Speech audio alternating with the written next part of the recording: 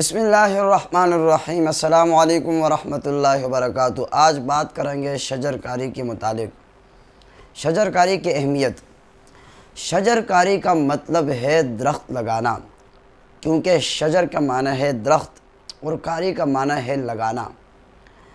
انسان اور درخت کا آپس میں بہت گہرا تعلق ہے، بلکہ یوں کہنا زیادہ درست ہے کہ دونوں کی بقا ایک دوسرے کے بغیر ناممکن ہے، کیونکہ انسان کو زندہ رہنے کے لیے آکسیجن کی ضرورت ہوتی ہے اور یہی درخت اور پودے آکسیجن کو فراہم کرتے ہیں۔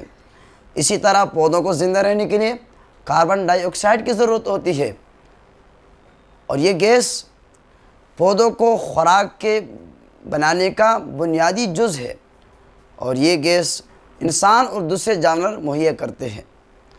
اسی طرح شجر کاری اور درخت اور پودے صرف آکسیجن فراہم نہیں کرتے، بلکہ خوراک، رہائش گاہ کا ساز و سامان، فرنیچر، دیگر وغیرہ اشیاء بھی فراہم کرتے ہیں۔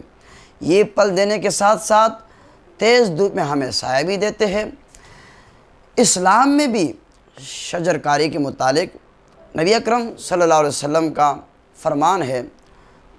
سرکار دو جہاں جناب محمد الرسول اللہ صلی اللہ علیہ وسلم کا فرمان عالی شان ہے کہ کوئی بھی مسلمان ایک درخت کا پودا لگائے یا کھیتی میں ایک بیج بوئے تو اس درخت سے انسان، جانور، پرندے جتنے بھی اس سے کھائے، فائدہ اٹھائے، تو وہ درخت اس کے لیے صدقہ جاریہ ہے۔ اسی طرح حضرت انس رضی اللہ تعالی عنہ سے روایت ہے کہ جناب محمد الرسول اللہ صلی اللہ تعالی وسلم کا فرمان عالی شان ہے، اگر ایسی صورتحال پیدا ہو جائے کہ قیامت بالکل قریب ہے اور کسی کے ہاتھ میں کھجور کا ایک چھوٹا سے پودا ہے، تو وہ قیامت کے قائم ہونے سے پہلے اگر اس پودے کو گاڑ سکتے ہیں تو حضور نے فرمایا کہ اس پودے کو اگاڑے، وہ اس پودے کو لگائے، تو اس زیادہ فائدہ مند ہے۔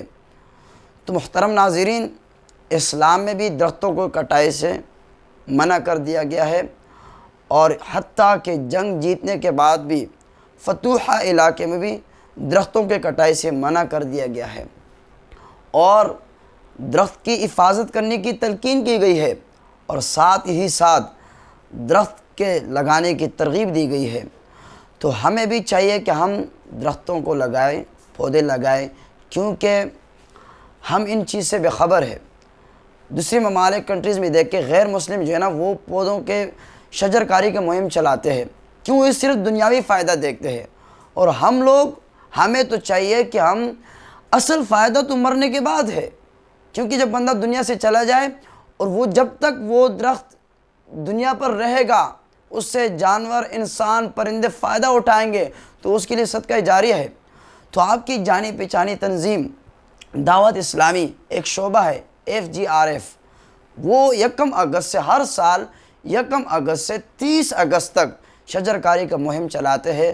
تو آپ سے ریکویسٹ ہے کہ آپ بھی اس میں تعاون کریں، حصہ ملائیں، اور انشاءاللہ میں نے بھی نیت کی ہے کہ انشاءاللہ والدہ کے اسال صاحب کے لیے درخت لگاؤں گا، پودے لگاؤں گا، اور اپنے لیے بھی لگاؤں گا۔